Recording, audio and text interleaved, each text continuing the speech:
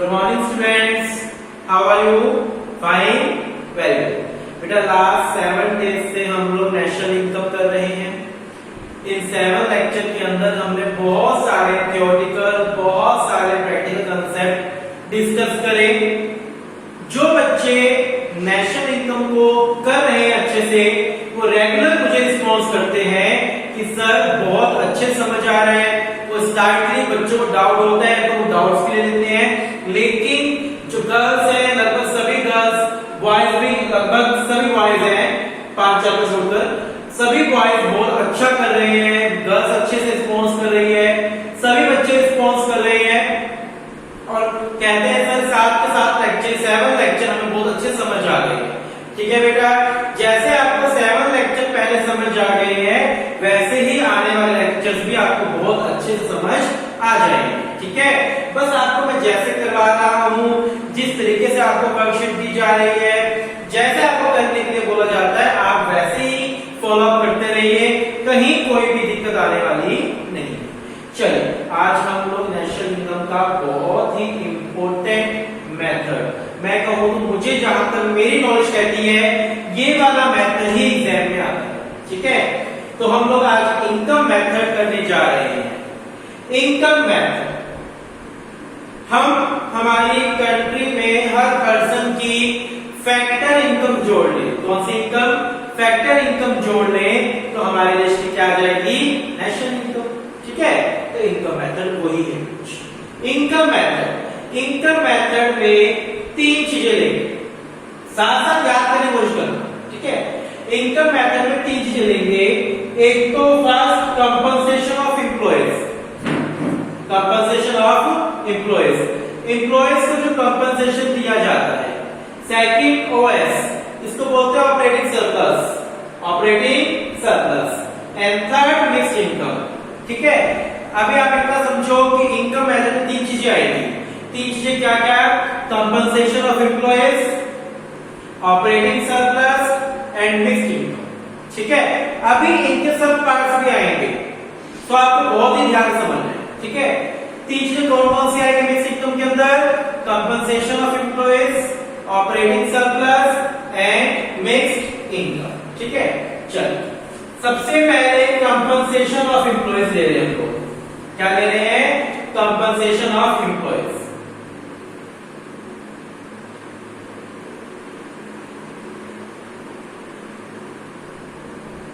Compensation of employees, wages and salaries in cash, wages and salary in kind,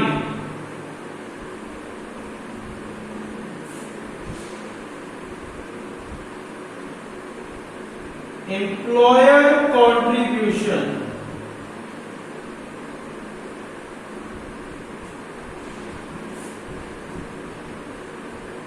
pension.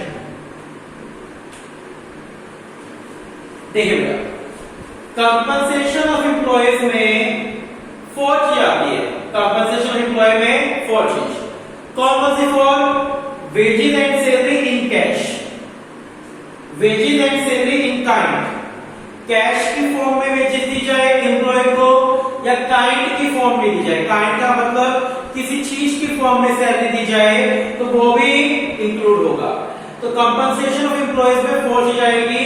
Wages and salary in cash, wages and salary in kind, employer contribution.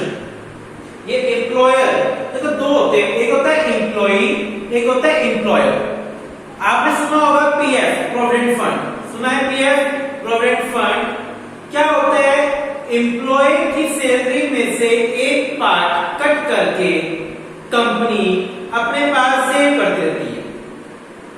ठीक है, हर company क्या करती है? Employees की salary का एक part cut करके अपने पास सेव कर लेती है। जब वो बंदा कंपनी छोड़कर जाता है तो उसको विद इंटरेस्ट दे देती है। ठीक है, सेम एज इट इज अच्छी कंपनीज के अंदर एम्प्लॉय के साथ साथ एम्प्लॉयर भी, मालिक अच्छी कंपनीज में एम्प्लॉय के साथ साथ एम्प्लॉयर भी कुछ कंट्रीब्यूट करता है। जितना पार्ट एम्प्लॉय की सैलरी में से काटा जा रहा है उतना ही पार्ट या कुछ पार्ट एम्प्लॉयर भी अपनी सैलरी अपने आप पास से कंट्रीब्यूट करता है। तो एम्प्लॉय कंट्रीब्यूशन नहीं लेना, आपको ध्यान रखना, एम्प्लॉय कंट्रीब्यूशन नहीं लेना, एम्प्लॉयर कंट्रीब्यूशन लेना है, यानी मालिक का कंट्रीब्यूशन लेना है। जो एम्प्लॉय है उसका खुद का कंट्रीब्यूशन नहीं लेना, क्योंकि वो तो ऑलरेडी वेजेस के अंदर इंक्लूड होगा। ठीक है, मान लो मैंने कहा मेरी सैलरी 10,000 है, ठीक है, और 1,000 मैंने कंट्रीब्यूशन ले लिया अलग से, तो 11 बन गई, जबकि 10,000 में से ही 1,000 को कट किया जाता है, जबकि 10,000 में से ही 1,000 को कट किया जाता है। ठीक है, अगर मैं एम्प्लॉय का भी कंट्रीब्यूशन ले लूंगा तो डबल काउंटिंग हो जाएगी। सो हमें एम्प्लॉय का कंट्रीब्यूशन नहीं लेना, हमें एम्प्लॉयर यानी मालिक का कंट्रीब्यूशन लेना होता है। ठीक है, पेंशन, रिटायरमेंट में मिलने वाली पेंशन, ना कि बूढ़ों को मिलने वाली पेंशन, वो पेंशन मत लेना। ओल्ड एज पेंशन होती है एक तरफा पेमेंट, ओल्ड एज पेंशन, बुढ़ापा पेंशन, वो होती है यूनिलैटरल पेमेंट, एक तरफा इनकम, उसको नेशनल इनकम में काउंट नहीं करते। कि पेंशन कौन सी है, जो एम्प्लॉय को रिटायरमेंट के बाद मिलती है, इसको बोलते हैं रिटायरमेंट पेंशन, कि बंदे ने इतने साल जो सर्विस दी है उसके बदले में उसको बुढ़ापे के अंदर हेल्प करना, दैट इज रिटायरमेंट पेंशन। ठीक है, कौन सी पेंशन, रिटायरमेंट पेंशन। बात आ रही समझ। Wages and salary in cash, wages and salary in kind, employer contribution, मालिक का कंट्रीब्यूशन, पेंशन। आपको किन्हीं क्वेश्चंस में एम्प्लॉयर कंट्रीब्यूशन की जगह सोशल सिक्योरिटी कंट्रीब्यूशन भी मिल सकता है वर्ड। क्या वर्ड मिल सकता है, सोशल सिक्योरिटी कंट्रीब्यूशन। तो सोशल सिक्योरिटी कंट्रीब्यूशन आ जाए या एम्प्लॉयर कंट्रीब्यूशन आ जाए तो एक ही बात है। बता रहे समझ। कंपनसेशन ऑफ एम्प्लॉयज में 4 चीज आती है, wages and salaries in cash, wages and salaries in kind, employer contribution and pension, ये 4 चीजें आएगी। ठीक है, बाय चांस क्वेश्चन के अंदर आपको ये भी दिया है, कंपनसेशन ऑफ एम्प्लॉयज भी दिया है, और इन चारों में से भी कुछ दिया है, तो जो दिया है वो नहीं आएगा। मान लो कंपनसेशन ऑफ एम्प्लॉयज दिया 10,000 एंड एम्प्लॉयर कंट्रीब्यूशन दिया 2,000, तो एम्प्लॉयर कंट्रीब्यूशन नहीं आएगा। जब आपको टोटल ही दे दिया, मेन ही दे दिया, तो सब पार्ट्स नहीं लेंगे। हमें क्वेश्चन में कंफ्यूज करने के लिए दे सकता है, लेकिन हम लोग नहीं लेंगे इसके अंदर। ठीक है, एक बार हम लोग बुक का रीड कर लेते हैं। Wages and salaries in cash, it refers to cash paid या transfer to a salary account of the employ by employer as a reward for the work during the period of accounting year. काम के बदले में जो salary दी जाती है employer द्वारा employee को। Payment in kind, it refers to benefit in kind like a rent free house, मान लो उसको रेंट फ्री हाउस दे दिया, ठीक है, कोई गाड़ी दे दी उसको, तो वो भी इंक्लूड होगा। Employer contribution, it refer to such payment as PF, PF का मतलब provident fund, contribute by employer on behalf of employee, जो एम्प्लॉयर कंट्रीब्यूट करता है एम्प्लॉय के अंदर, तो वो क्या कहलाएगा, employer contribution.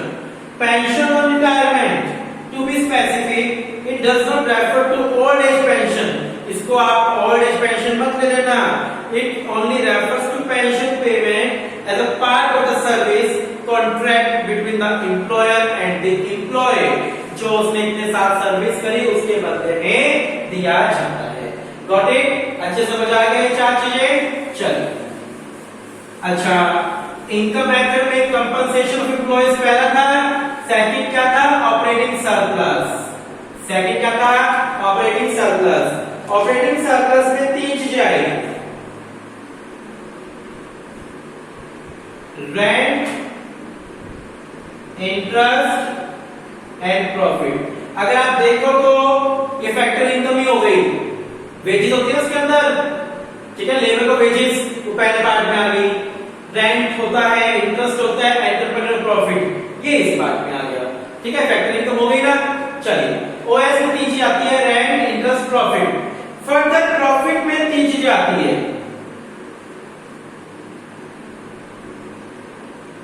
Dividend, corporate tax. सीधी मतलब कॉर्पोरेट टैक्स आपके पास बुक हो गया, देख लेना। अनडिस्ट्रीब्यूट प्रॉफिट, देखिए ओएस में 3 चीजें आएगी, rent, interest, profit. Further profit में 3 चीजें आती है, डिविडेंड, प्रॉफिट में 3 चीजें आती है, डिविडेंड हो गया, कॉर्पोरेट टैक्स हो गया, इसको कॉर्पोरेट सेविंग भी बोल सकते हैं, कॉर्पोरेट टैक्स या कॉर्पोरेट सेविंग, और अनडिस्ट्रीब्यूट प्रॉफिट आ। ठीक है, आगे बात समझ, अनडिस्ट्रीब्यूट क्या आ गया, प्रॉफिट आ गया। किसमें आएंगे, प्रॉफिट के 3 पार्ट है, डिविडेंड, कॉर्पोरेट टैक्स, अनडिस्ट्रीब्यूट प्रॉफिट। इनका कोई पार्ट नहीं है, इनका कोई सब पार्ट नहीं है। अब समझना ध्यान से, क्वेश्चन में अगर आपको ऑपरेटिंग सरप्लस भी दे दिया, इन सब में से कुछ भी दे दिया, चाहे वो रेंट हो, चाहे वो इंटरेस्ट हो, चाहे प्रॉफिट हो या उसके पार्ट्स हो, अगर आपको ओएस दे दिया और इनमें से कुछ दिया है तो सिर्फ ओएस आएगा, ये नहीं आएगा कुछ भी, इसको हम इंक्लूड नहीं करेंगे। ठीक है, क्वेश्चन में ओएस नहीं दिया, फिर तो रेंट आएगा, इंटरेस्ट आएगा। प्रॉफिट भी दिया है और प्रॉफिट के सब पार्ट्स भी दिए हैं, प्रॉफिट भी दिया है और प्रॉफिट के सब पार्ट्स भी दिए हैं, तो सब पार्ट्स नहीं आएंगे, ओनली प्रॉफिट आएगा। हाँ, अगर प्रॉफिट नहीं दिया, ओएस भी नहीं दिया, तो हम सब पार्ट्स लेंगे, यानी रेंट तो आएगा ही आएगा, इंटरेस्ट भी आएगा ही आएगा। अगर मुझे प्रॉफिट नहीं दिया हुआ तो मैं क्या दूंगा, सब पार्ट्स दूंगा, अगर दिए होंगे तो जो क्वेश्चन में दिया होगा वो ले लेंगे। ठीक है, आगे बात समझ, ऑपरेटिंग सरप्लस के 3 पार्ट है, रेंट, इंटरेस्ट, प्रॉफिट। प्रॉफिट के फर्दर 3 पार्ट्स है, dividend, corporate tax, undistributed profit. अगर मुझे क्वेश्चन में ऑपरेटिंग सरप्लस दिया है, फिर मैं इनमें से कुछ भी नहीं लूंगा। ऑपरेटिंग सरप्लस नहीं दिया तो रेंट, इंटरेस्ट एंड प्रॉफिट लूंगा। अगर प्रॉफिट भी दिया है, सब पार्ट्स भी दिए हैं, तो सब पार्ट्स नहीं लूंगा, फिर प्रॉफिट ही लूंगा। ठीक है, आई बात समझ। पहला क्या था, compensation of employees. Compensation of employees में 4 चीजें थी। ठीक है, वो जब हम लोग एक दो न्यूमेरिकल सम करेंगे बेटा तो अपने आप समझ आ जाएगा, फिर बिल्कुल भी दिक्कत नहीं होगी। न्यूमेरिकल के अकॉर्डिंग चलेंगे, जब आप न्यूमेरिकल कर लोगे तो आपको दिक्कत नहीं लगेगी। ठीक है, ऑपरेटिंग सरप्लस में 3 पार्ट होते हैं, rent, interest and profit. Profit के फर्दर 3 पार्ट्स होते हैं, dividend, corporate tax, undistributed profit. लेकिन सारी चीजें आपको ध्यान रखने वाली है, वो आपको ध्यान रखना पड़ेगा। ठीक है, चलिए, डिविडेंड क्या होता है, that part of profit which is distributed among the share holder. Dividend वो प्रॉफिट का पार्ट होता है जो हम लोगों ने किसको डिस्ट्रीब्यूट कर दिया, शेयर होल्डर को as a dividend. Corporate tax क्या होता है, कॉर्पोरेट टैक्स भी आ सकता है ये, या आपको कॉर्पोरेट सेविंग नाम से भी आ सकता है। That part of profit which is paid to government by way of profit tax। हमने प्रॉफिट में से एक part as a tax, profit tax, इसको क्या बोलते हैं, प्रॉफिट टैक्स, किसको दे दिया, गवर्नमेंट को दे दिया, तो वो होता है सीधी corporate tax. Undistributed profit, that part of profit which is retained by the firms for future। ये वो प्रॉफिट होता है जो फर्म ने डिस्ट्रीब्यूट नहीं किया, फ्यूचर के लिए संभाल कर रख लिया। तो प्रॉफिट को हमने 3 कैटेगरी में डिवाइड कर दिया, डिविडेंड, कॉर्पोरेट टैक्स और अनडिस्ट्रीब्यूटेड प्रॉफिट। एंड थर्ड आपका था मिक्स्ड इनकम। कौन सी इनकम, मिक्स्ड इनकम। वो क्वेश्चन में आपको मिक्स्ड इनकम के नाम से मिलेगी, उसकी कोई पार्ट्स नहीं होते। होती क्या मिक्स्ड इनकम, वो सुन लो। Mixed income refer to income of self employed person using their own labour, land, capital and entrepreneurship to produce goods and services. जो सेल्फ एम्प्लॉयड पर्सन होते हैं, जो खुद के ही लेबर यूज कर रहे हैं, खुद की कैपिटल, खुद का ही लैंड एंड खुद के entrepreneur. This income are a mixture of wages. जो बंदे को इनकम मिल रही है वो वेजेस का भी मिक्सचर है, रेंट का भी मिक्सचर है, इंटरेस्ट का भी मिक्सचर है और प्रॉफिट का भी मिक्सचर है। That is why it is called mixed income. ठीक है, that is why it is called mixed income. एक बंदा अपना खुद का काम कर रहा है, खुद के काम में खुद की लेबर लगा दी, घर के बंदे अपना ही पैसा लगाया, खुद की बिल्डिंग है, तो वहां पर वो सारी इनकम उसकी क्या बन जाएगी, मिक्स्ड इनकम बन जाएगी। मिक्स्ड इनकम इनकम का कोई सब पार्ट नहीं है, वो एज इट इज आपको क्वेश्चन में गिवन होगी। ठीक है, खास बात इनकम मेथड, जैसे आपने पढ़ा था प्रोडक्ट मेथड से क्या निकल के आता है, जीडीपी एंड एमपी। ठीक है ना, जीडीपी एंड एमपी निकल के आता है। इस मेथड से क्या आएगा, एनडीपी एंड एफसी आएगा। इनकम मेथड से क्या निकल के आएगा, जब आप सबको प्लस प्लस करोगे, एनडीपी एंड एफसी। ये बात आपको ध्यान रखनी पड़ेगी। ठीक है, तो इस मेथड से क्या निकल के आएगा, एनडीपी एंड एफसी निकल कर आएगा। गॉट इट, समझ गए बात अच्छे से। चलिए, इनकम मेथड में क्या क्या आएगा, थ्री चीज। कौन कौन सी थ्री चीज, compensation of employees, operating surplus, mixed income. Compensation में चार चीजें होती हैं, wages in cash, wages in kind, corporate, बोलिए, wages in cash, wages in kind होता है उसके अंदर, और पेंशन, कौन सी पेंशन, रिटायरमेंट पेंशन, और एम्प्लॉयर कंट्रीब्यूशन। किसका कंट्रीब्यूशन, एम्प्लॉयर। और ऑपरेटिंग सरप्लस में तीन चीजें आएंगी, रेंट, इंटरेस्ट, प्रॉफिट। प्रॉफिट में फर्दर तीन चीजें, dividend, CT, corporate tax and undistributed profit. यहां तक आगे बात समझ। तो इनकम मेथड से जो निकल कर आएगा वो क्या आएगा, हमारे पास एनडीपी एट एफसी आएगा। क्या आएगा, एनडीपी एट एफसी। आज हम लोग इस मेथड्स को न्यूमेरिकल नहीं कर रहे, आज सिर्फ इसका बेसिक समझ रहे हैं, आज इसका थ्योरेटिकल क्वेश्चन समझ रहे हैं। कल जब आपको अच्छे से फॉर्मूला याद हो जाएगा, देन मैं न्यूमेरिकल्स करूंगा। ठीक है, चलिए, income method, it is also called distribute share method, effective payment method। इस मेथड को डिस्ट्रीब्यूट शेयर मेथड बोलते हैं, effective payment method भी बोला जाता है। इस मेथड से जो हम नेशनल इनकम कैलकुलेट करते हैं ना, वो किसके बेस पर करते हैं, वो फैक्टर इनकम के बेस पर करते हैं। अभी आपने देखा भी होगा, जो इनकम सब लोगों ने ली थी वो कौन सी इनकम ली थी, फैक्टर इनकम ली थी। ठीक है, चलिए, आप लोगों को प्रिकॉशंस याद है, जैसे हम लोगों ने जीडीपी मेथड में, वैल्यू एडेड मेथड के अंदर, यानी प्रोडक्ट मेथड के अंदर प्रिकॉशंस करी थी। प्रिकॉशंस कि जब मैं उस मेथड को यूज करूंगा तो कौन कौन सी बातें ध्यान में रखूंगा, वो same as it is income method की भी कुछ प्रिकॉशंस हैं। देखिए ध्यान से। First precaution, transfer earning like old age pension, बुढ़ापा पेंशन, अनएम्प्लॉयमेंट अलाउंस, बेरोजगारी भत्ता, स्कॉलरशिप, पॉकेट एक्सपेंस, ये कुछ भी हम नेशनल इनकम में इंक्लूड नहीं करेंगे। एक तरफा मिलने वाली इनकम हम नेशनल इनकम में इंक्लूड नहीं करेंगे। Transfer earning like old age pension, unemployment allowance, scholarship, pocket expense should not be included in national income. ठीक है, income from illegal activities like theft या gambling is not to be included in national income। चोरी बजारी से या फिर जुआ से जो इनकम कमाई गई है वो इनकम नेशनल इनकम में इंक्लूड नहीं होगी, यानी ब्लैक मनी कभी भी नेशनल इनकम में इंक्लूड नहीं होगी। ठीक है, commission paid on sale and purchase of second hand goods, same वही बात आ गई। ठीक है, सेकंड हैंड गुड्स की सेल या परचेज पर जो कमीशन चार्ज होती है वो नेशनल इनकम में इंक्लूड होगी। शेयर्स, डिबेंचर्स वगैरह को खरीदने पर जो ब्रोकरेज पे की जाती है, जो दलाली पे की जाती है, दलाली को बोलते हैं ब्रोकरेज, वो ब्रोकरेज नेशनल इनकम में इंक्लूड होगी। आपने 4 पॉइंट पढ़े कि ट्रांसफर इनकम इंक्लूड नहीं होगी नेशनल इनकम के अंदर, इलीगल एक्टिविटी से कमाई गई इनकम इंक्लूड नहीं होगी नेशनल इनकम के अंदर, सेकंड हैंड गुड्स को बेचने पर कमीशन पे किया जा रहा है वो नेशनल इनकम में आएगा, ब्रोकरेज जो है वो नेशनल इनकम में आएगी। ब्रोकरेज किस पर होती है, शेयर्स वगैरह खरीदने बेचने पर। ठीक है, income in terms of windfall gain like from lottery should not be included as there no value addition corresponding to windfall gain। Lottery से कमाई गई इनकम कभी भी नेशनल इनकम में इंक्लूड नहीं होगी। लॉटरी से कमाई गई इनकम नेशनल इनकम में इंक्लूड नहीं होगी।